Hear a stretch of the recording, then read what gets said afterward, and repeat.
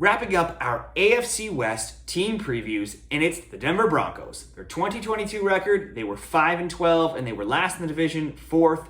They were 4-4 at home, 1-8 on the road, only 1-5 in the division, and they had a whopping minus 72-point differential. Offensively, passing yards per game, they were 19th. Rushing yards per game, they were 21st, and their points per game were a league worst 32nd, scoring just 16.9 points per game. So obviously much more will be expected of Russell Wilson this season with the Broncos. Last season he was only 292 for 483 for 3,524 passing yards. He had 16 touchdowns and 11 interceptions. This was his lowest touchdown total in his career, below his previous low of 20, and this was the second most interceptions he's thrown in a season in his career. Now defensively, the Broncos were pretty good. They were 12th in passing yards allowed per game. They were 10th in rushing yards allowed per game. And in points per game allowed, they were tied for 12th, allowing only 21.1. So defensively, they were great. It's the offense that needs improvement. And the new additions in the offseason, the biggest one comes in a new head coach in Sean Payton.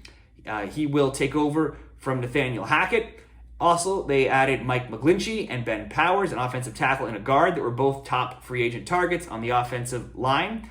Defensive interior lineman Zach Allen, safety Kareem Jackson, running back Samari Pirine, cornerback Kyle Fuller, cornerback Fabian Moreau, and their top draft pick came in the second round, the 63rd overall pick, wide receiver Marvin Mims out of Oklahoma. Losses, obviously they lost ex-head coach now, Nathaniel Hackett. That's probably a good thing considering how poor they were last season. He's now the OC with the New York Jets. Also defensive interior lineman Tremont Jones, guard Dalton Risner, guard Billy Turner, and tackle Cameron Fleming.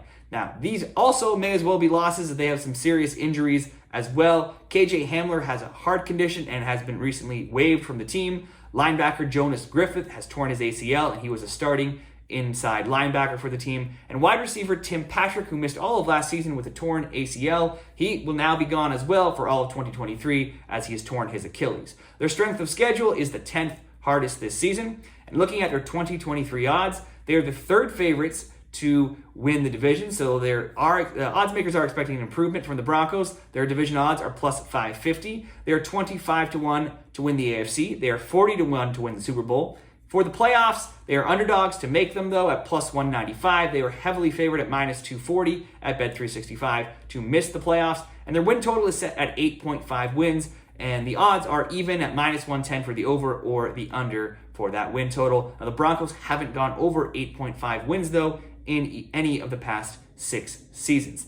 That wraps up our Denver Broncos season preview. If you want more NFL team previews, you can click right up there. And let me know how you think Sean Payton may or may not improve the Denver Broncos this season in the comments down below. Be sure to like this video and subscribe to the channel for more team previews and more sports picks all summer long. Thanks a lot.